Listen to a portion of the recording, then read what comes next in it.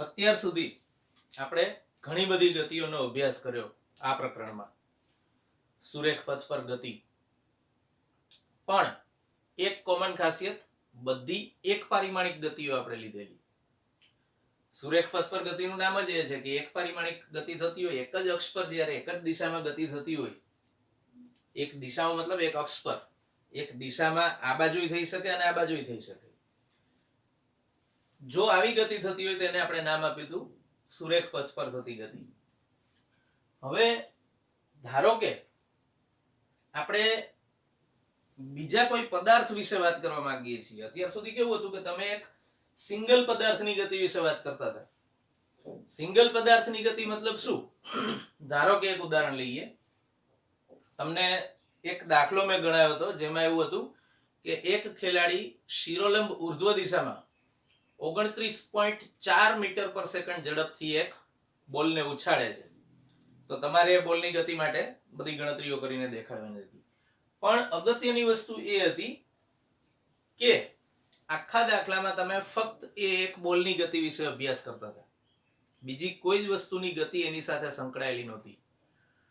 પણ ધારો કે મારે બીજા કોઈ પદાર્થ વિશે વાત કરવી છે અને એની સાપેક્ષે આ પદાર્થની વાત કરવી છે, તો શું?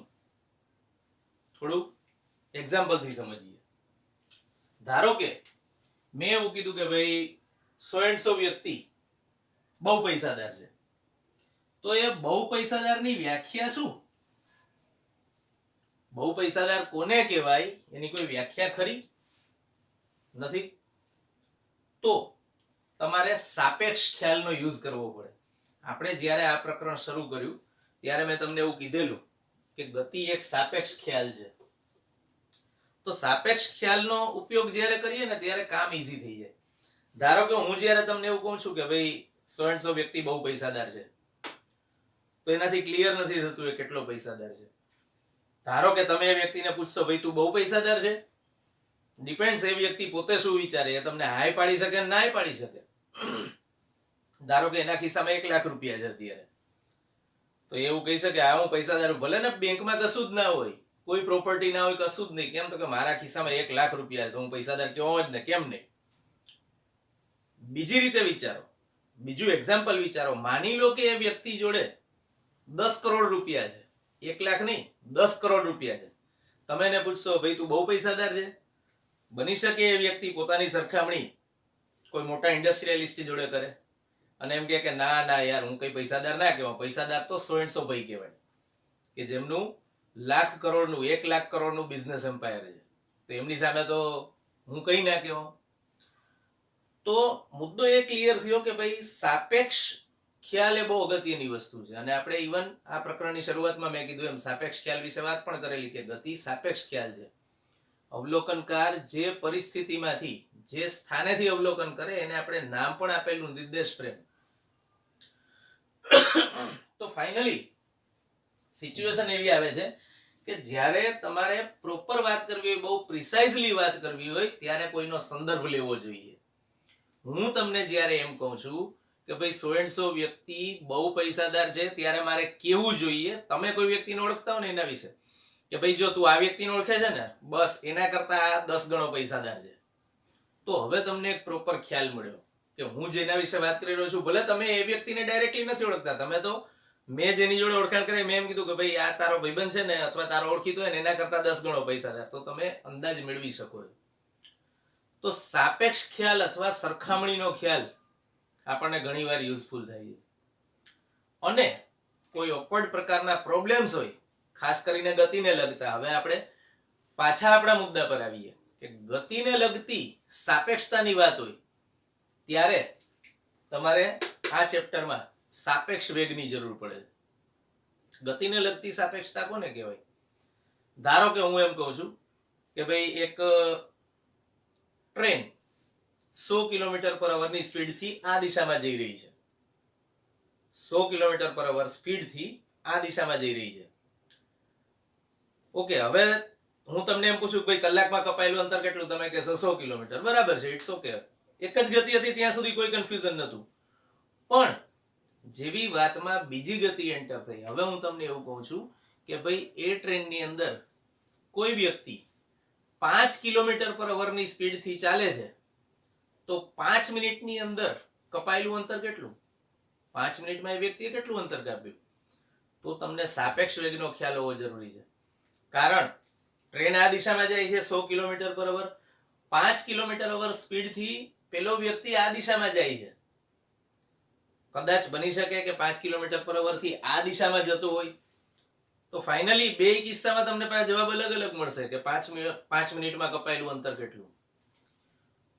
તો સાબિત એવું થયું કે જ્યારે બે પદાર્થોની ગતિ એક સાથે અભ્યાસમાં આવે ત્યારે તમારા સામાન્ય ગતિના કન્સેપ્ટ તો બધા એના જ રહે. મતલબ સપોઝ ઝડપ બરાબર અંતર ભાગ્યા સમય અથવા પ્રવેગ એટલે વેગમાં થતા ફેરફારનો સમય દર, બધા કન્સેપ્ટ એના જ રહે છે. કોઈ વ્યક્તિ જોડે 1 કરોડ રૂપિયા છે કે 10 કરોડ છે કે 1 લાખ કરોડ છે એ મુદ્દો નથી. મુદ્દો એ છે કે રૂપિયા તો એના જ રહે છે, કરન્સી તો એની જ રહે છે. અહીંયા પણ એવું જ કંઈક થાય છે કે તમે જ્યારે કોઈ વ્યક્તિ વિશે વાત કરો છો ત્યારે ગતિના બેઝિક ખ્યાલો તો એના જ રહે છે, પણ હવે મેં કીધું એમ સાપેક્ષતાનો ખ્યાલ એમાં એડ થાય છે. વધારાની વસ્તુ તરીકે તમારે સાપેક્ષતાનો ખ્યાલ લેવો પડે છે. હવે આપણે થોડું મેથ્સ કરીને સમજીએ.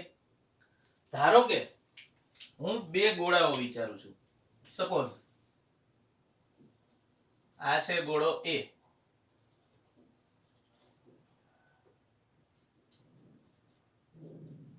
અને આ છે ગોળો B. આપણે પદાર્થો ગોળાકાર એટલા માટે ધાર્યા છે કે ગતિ સમજવામાં થોડું ઈઝી રહે.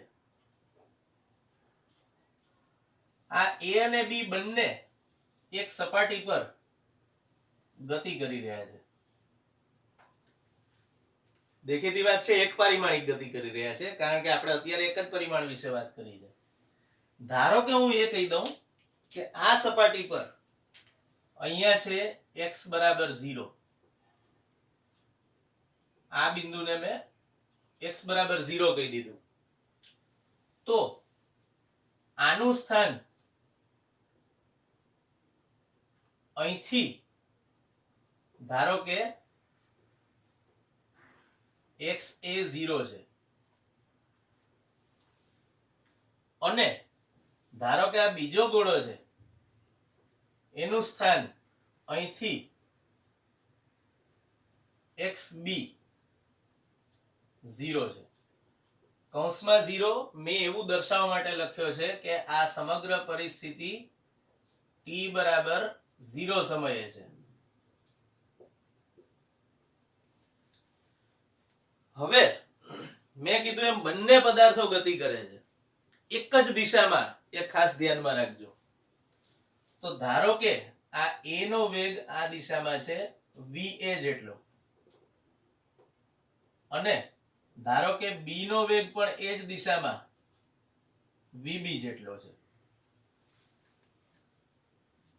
હવે આ ગતિનો આપણે અભ્યાસ કરવો છે તો થોડા સમય પછીની પરિસ્થિતિ વિચારીએ. આ t બરાબર 0 સમયની પરિસ્થિતિ છે આખી, અને t બરાબર t સમયે શું થાય?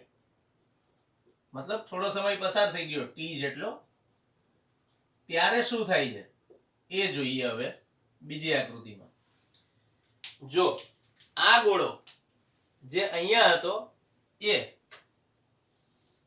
થોડો આગળ નીકળી ગયો, અહીંયા આવવાના બદલે એ ધારો કે અહીંયા પહોંચી ગયો છે. હવે આ ગોળો A છે. પ્રારંભિક સ્થાન જે અહીંયા હતું એ જ. આ બિંદુને આપણે હજુ પણ x બરાબર 0 કહીશું. પ્રારંભિક સ્થાન મીન્સ ગતિ માટે જે આપણે સંદર્ભ બિંદુ લીધું હતું એ અહીંયા પણ x બરાબર 0 જ લઈશું. પણ હવે આ 0 સમયે સ્થાન હતું a નું, એટલે મેં એને નામ આપ્યું હતું x a 0. હવે આ t સમયે સ્થાન છે એટલે હું એને નામ આપીશ x a t સમયે. અચ્છા, હવે હું બીજા ગોળા વિશે વાત કરું. ધારો કે આ બીજો ગોળો છે b, જે અહીંયા હતો એના બદલે એ પણ થોડો ગતિ કરીને આગળ જતો રહ્યો. અને અહીંયા પહોંચ્યો છે. આ ગોળો બી છે.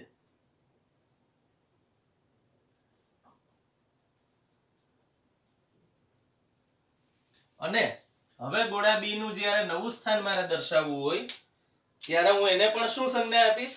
અહીંયા જેમ a માટે x a કૌંસમાં t લીધી એવી જ સંજ્ઞા હું અહીંયા b માટે લઈશ. અને હવે અહીંથી એનું અંતર થશે અથવા આની સાપેક્ષે એનું સ્થાન થશે જે ગણોય xb t સમયે. અને હજુ પણ બંનેની ગતિ તો ચાલુ જ છે, અટકી નથી ગઈ. આની ગતિ va વેગથી ચાલુ છે હજુ એ જ દિશામાં. એ જ રીતે આની ગતિ પણ vb જેટલા વેગથી હજુ ચાલુ જ છે. હવે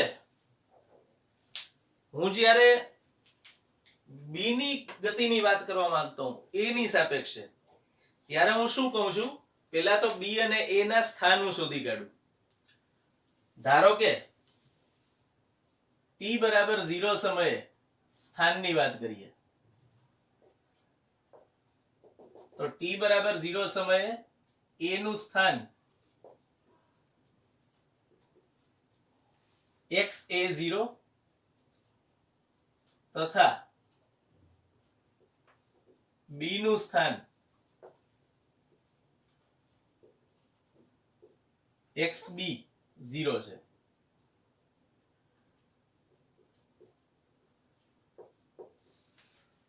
હવે t જેટલો સમય પસાર થાય છે, પણ t જેટલો સમય પસાર થાય એ દરમિયાનમાં બંને કંઈક અંતર કાપે છે. તો t બરાબર t સમયે માટે t બરાબર t સમયે a નું સ્થાન એને નામ આપ્યું છે આપણે xa t સમયે. અહીંયા જે લીધી એ જ સંજ્ઞા હું અહીંયા લઉં છું. હવે થોડું આકૃતિ પરથી સમજીએ. જો આટલા અંતરે તો એ પહેલા હતો જ, તો અહીં સુધીના અંતરને અહીંથી જે સ્ટ્રેટ અંતર વિચાર્યું એને આપણે નામ આપ્યું છે xa0. મતલબ કે એનું પ્રારંભિક સ્થાન તો હતું જ xa0 જેટલું. એમાં કંઈક ઉમેરો થયો, એ ગતિમાં છે એટલે. અને t બરાબર t જેટલા સમયમાં એની ઝડપ va છે એટલે એને કાપેલું અંતર કેટલું મળ્યું? વેગ ગુણ્યા સમય. તો આપણને નવું સ્થાન મળ્યું, પ્રારંભિક જે હતું એ પ્લસ એને t સમયમાં કાપેલું અંતર જે છે vat. તો હવે આ એનું નવું સ્થાન થયું. આ જ રીતે તમે b ની ગણતરી પણ કરી શકો. તો b નું સ્થાન કયા સમયે? t બરાબર t સમયે આપણે વાત કરી રહ્યા છીએ. તો b ના સ્થાન માટે આપણે સંજ્ઞા લીધી xbt. ફરીથી એકવાર xb0 તો એનું પ્રારંભિક સ્થાન હતું જ, પ્લસ vb જેટલા વેગથી t સમયમાં કપાતું અંતર એટલે vbt થયું. તો હવે મને બંનેના સ્થાનનો ખ્યાલ મળી ગયો કે ભાઈ બંને 100 ઝડપથી ગતિ કરી હોય તો t સમયના અંતે a ક્યાં હશે અને b ક્યાં હશે. હવે હું થોડું વધારે આગળ વિચારું તો મારે સાપેક્ષ ગતિનો ખ્યાલ લાવવાનો છે. કોઈ પણ બે પદાર્થોની ગતિ જ્યારે થતી હોય ત્યારે, મેં તમને હમણાં જે કીધું એ. તો હવે હું શું કરું છું? સ્થાન વિચારું છું, પણ b નું સ્થાન a ની સાપેક્ષે ગણું છું. તો t બરાબર t સમયે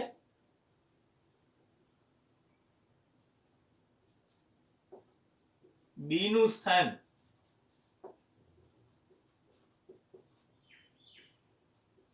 a ની સાપેક્ષે ગણીએ તો a ની સાપેક્ષે b નું સ્થાન એને આપણે સંજ્ઞા આપી છે xba બરાબર b એ જે અંતર કાપ્યું અથવા b નું જે સ્થાન છે t સમયે એ માઈનસ a નું જે સ્થાન છે t સમયે એ. આવું કરવું પડે. તમે આને xba કૌંસમાં t એવું પણ કહી શકો, એવી સંજ્ઞા લેવી હોય તો કોઈ ટેન્શન નથી. તો આવું કંઈક મળ્યું. હવે xb t સમયે એનું સૂત્ર આવ્યું, આને આપણે નંબર આપી દઈએ 1 અને 2. તો હવે 1 અને 2 પરથી હું આ સમીકરણમાં xb of t અને xa of t ની કિંમત મૂકી દઉં. તો xb 0 plus vb t minus xa t ની કિંમત એટલે માઇનસ કરીએ છીએ એટલે આ બંને સંજ્ઞા ઉલટાઈ જશે. તો શું થશે? xa 0, જે અહીંયા ધન હતું એ પદ અહીંયા ઋણ થઈ ગયું. એ જ રીતે આ પદ પણ અહીંયા ધન છે એ હવે થઈ જશે ઋણ. તો આપણને આવું કંઈક મળ્યું, જેને હું આ રીતે પણ લખી શકું xb 0 માઇનસ xa 0 પ્લસ હવે હું બે પદો ભેગા કરી દઉં છું, v વાળા બે પદો, મતલબ કે આ બે પદો હું ભેગા કરી દઉં છું અને બંનેમાંથી t કોમન લઈ લઈએ. તો શું લખાય? vb t કોમન લઈ લીધો એટલે ખાલી vb વધ્યું, માઇનસ ફરીથી એકવાર t કોમન લઈ લીધું એટલે વધ્યું va ઇન્ટુ આ t કોમન લીધો તો એ. તો આ મને xba t મળ્યું, મતલબ કે b નું સ્થાન a ની સાપેક્ષે t સમયે આટલું છે. આ આપણા માટે બહુ કામનું સમીકરણ છે. જો xb 0 માઇનસ xa 0 આ આખું પદ તો અચળ છે, સમજો વસ્તુ. કારણ xb 0 એટલે શું? b નું પ્રારંભિક સ્થાન આ રહ્યું, જે નક્કી જ છે. ગતિની શરૂઆત તો અહીંથી થઈ, પછી ભલે બદલાય, સમય પસાર થશે એમ સ્થાન બદલાશે, દેખીતી વાત છે, ગતિ કરે છે એટલે, પણ પ્રારંભિક સ્થાન નક્કી હતું અહીંયા. એ જ રીતે a નું પ્રારંભિક સ્થાન પણ નક્કી જ હતું, xa 0. મતલબ કે તમને જે આ પદ મળે છે અહીંયા, એ આખું પદ કેવું છે? આ પદ અચળ છે. તો તમે એવું કહી શકો કે b નું સ્થાન a ની સાપેક્ષે એ આ પદ પર આધારિત થયું. મતલબ કે આ પદ આપણા માટે વધુ કામનું છે અત્યારે હાલ પૂરતું ગણતરી માટે. પેલું તો જે કંઈ આવે અચળ જ છે એટલે એનો કોઈ ઇશ્યુ નથી, ગણતરીમાં લેવાનું છે, આપણે નકામું છે એવું નહીં. પણ અત્યારે આ પદમાં જે t વાળું પદ આવ્યું, અહીંયા t લખ્યો છે કૌંસમાં, એનો અર્થ શું? કે b નું સ્થાન a ની સાપેક્ષે t સમયે, મતલબ કે સમય જ્યાં હાજર હોય એવું પદ આ છે, તો સમય સાથે બદલાતું પદ આ થયું. તો એને આપણે નામ આપ્યું છે vb માઇનસ va ને b નો a ની સાપેક્ષે વેગ, અને એને સંજ્ઞા આપી આપણે vba. તો vba બરાબર આને vb માઇનસ va સમીકરણ આપણે અહીંયા લઈ લીધું. આ પદને આપણે નામ આપ્યું vba, મતલબ કે b નો a ની સાપેક્ષે વેગ. પણ ધારો કે તમે a નો b ની સાપેક્ષે વેગ લખવા માંગતા હો, તો આ સમીકરણ પરથી vba ના બદલે vab લખો તો શું થાય? આ જ રીતે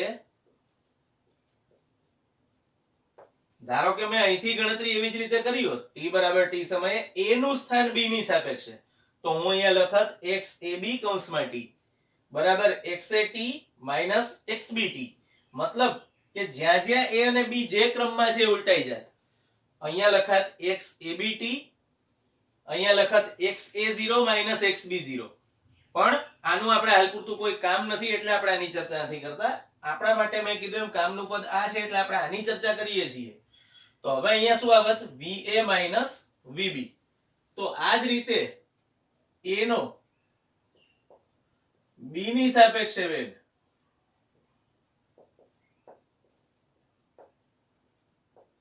એને આપણે નામ આપ્યું છે VAB અને એના બરાબર શું લખાત?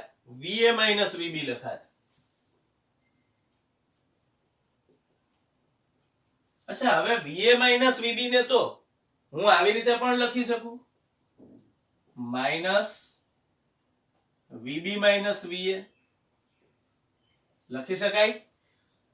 તો VB માઇનસ VA ની કિંમત આ રહી VBA. તો મને ફાઇનલી શું મળ્યું?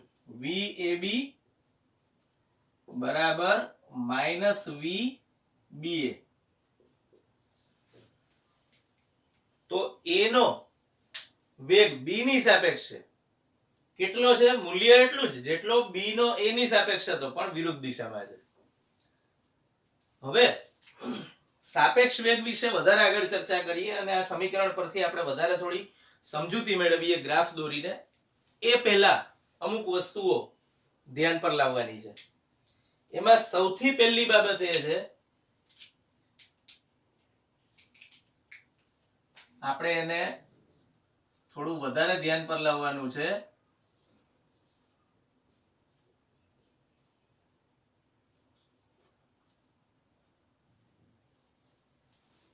નોટ. પહેલી વસ્તુ એ છે, અગત્યનો મુદ્દો, બધા વેગો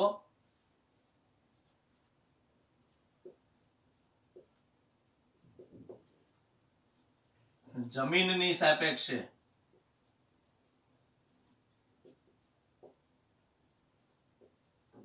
માપેલા છે.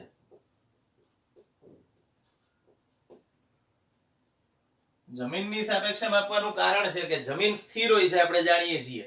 તો જમીન સ્થિર હોવાથી આપણે બધા વેગોનું માપન જમીનની સાપેક્ષે કર્યું છે. મેં તમને શરૂઆતમાં જ કીધું, આઈધર વે તમે એવું પણ ગણી શકો કે સ્થિર હવાની સાપેક્ષે બધા વેગો લીધેલા છે. ઇટ્સ ઓકે, જે ગણો એ બેમાંથી.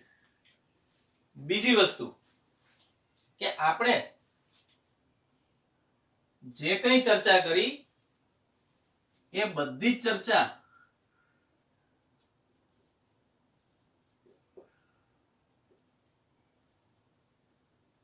બહુ મોટા ન હોય તેવા વેગો માટે જ લાગુ પડે છે.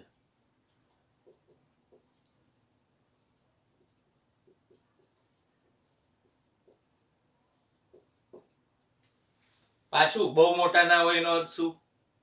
ડિપેન્ડ્સ? ના, ડિપેન્ડ્સ નહીં. આગળ વાત કરી હતી એવું નહીં. અહીંયા નક્કી છે કે બહુ મોટા ન હોય એવા વેગો કોને કહેવાય? આ બહુ મોટા ન હોય એવા વેગો એટલે પ્રકાશનો શૂન્યાવકાશમાં વેગ છે c, જેને આપણે કહીએ છીએ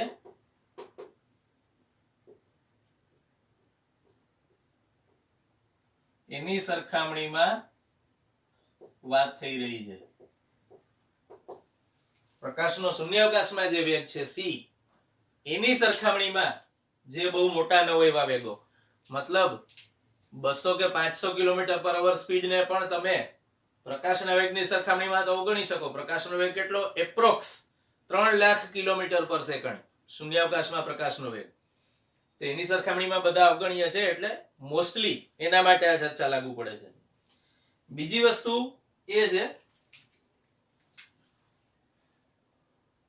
કે અહીંયા બંને વેગો અથવા બંને પદાર્થો જે ગણો એ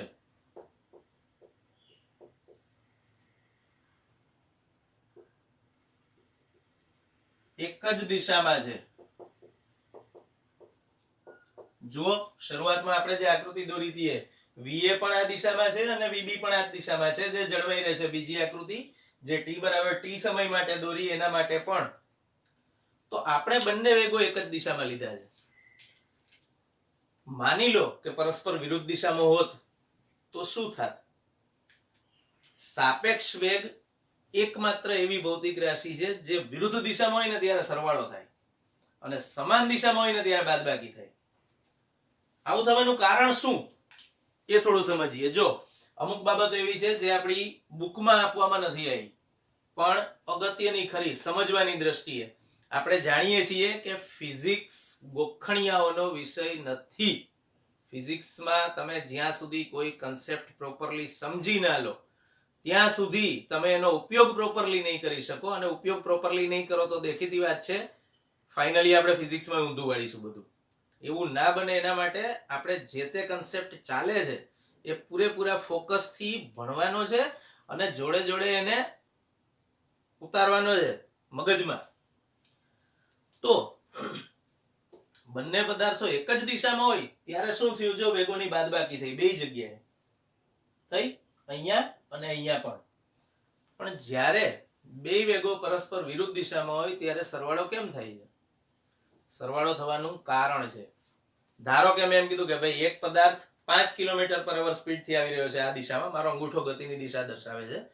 બીજો પદાર્થ 7 કિલોમીટર પર અવરની સ્પીડથી આ દિશામાં આવી રહ્યો છે. તો 1 કલાકના અંતે ટોટલ કેટલું અંતર કપાયું? 5 આણે કાપ્યું અને 7 આણે કાપ્યું. ટોટલ તો 12 કિલોમીટર અંતર કપાયું. અને 1 કિલોમીટરમાં કપાતું અંતર એટલે ઝડપ, સોરી 1 કલાકમાં કપાતું અંતર એટલે આપણે ઝડપ સામે લીધી કિલોમીટર પર અવરમાં. તો 12 કિલોમીટર પર અવર ટોટલ બે વડે કપાતું અંતર થયું.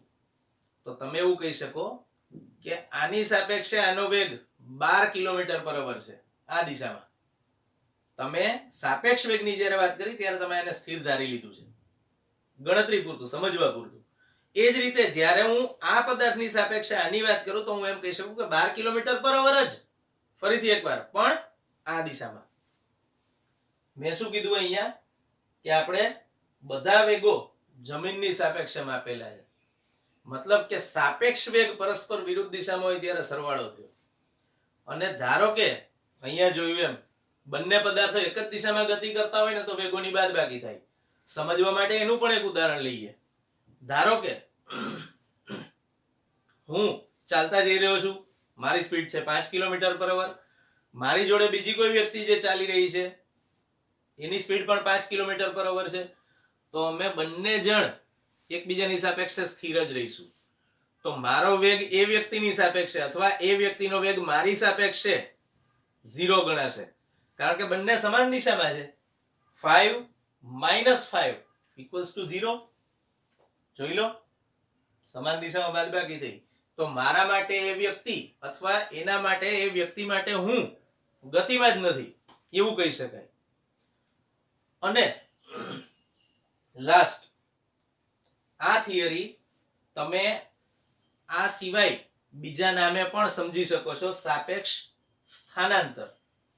આફ્ટર ઓલ તો તમે જે અભ્યાસ કર્યો એ સાપેક્ષ સ્થાનાંતરનો છે આખો. જો આપણે શું કીધું, બી નું સ્થાન એ ની સાપેક્ષે, મતલબ આપણે સ્થાનાંતર વિશે વાત કરી રહ્યા છીએ.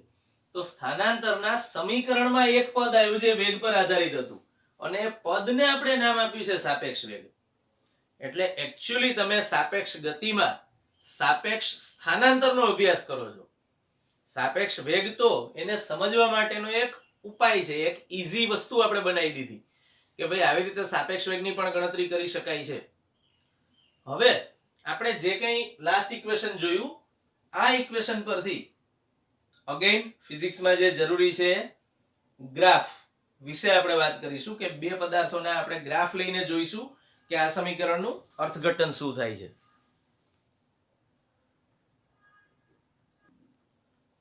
તો હવે આપણે આ થિયરીના ગ્રાફ પર જઈશું અને ગ્રાફ પરથી જુદા જુદા કિસ્સાઓની ચર્ચા કરીશું કે બે પદાર્થો એકબીજાની સાપેક્ષે કયા પ્રકારની ગતિ કરતા હોય તો આપણને એના ગ્રાફ કેવા મળે અને ગ્રાફ પરથી એનું અર્થઘટન શું થાય. બે પદાર્થો ક્યારે ભેગા થશે, બે પદાર્થો ભેગા થશે કે કેમ, આ બધા જુદા જુદા કિસ્સાઓ આપણે ગ્રાફ પરથી સમજીશું.